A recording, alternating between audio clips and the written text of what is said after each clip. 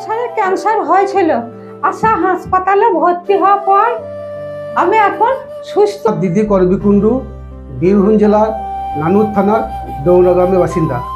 গত 6 মাস আগে আমার দিদি ডিম্বাশয়ে ক্যান্সার ধরা পড়ে। কৌস্তব মণ্ডল মহাশয় সেই ক্যান্সার চিকিৎসার জন্য বায়োপসি করেন, সিটি স্ক্যান করেন। পেটে প্রচুর জল ছিল এবং 6টি কেমোর মাধ্যমে সেগুলি সুস্থ করে তোলেন।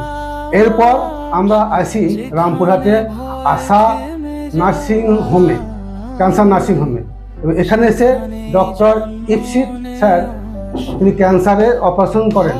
এখন আমার দিদি কুণ্ডু করবি সম্পূর্ণরূপে সুস্থ, বাড়ির সমস্ত কিছু কাজ নিজে হাতে করতে পারে, চলাফেরা করতে পারে। আমি অন্যান্য যারা ক্যান্সারে আক্রান্ত রোগী আছেন তাদের অনুরোধ করব, আমরা অবশ্যই রামপুরহাটে আশা ক্যান্সার ইনস্টিটিউটে আসুন এবং সুস্থ হয়ে বাড়ি ফিরে যান।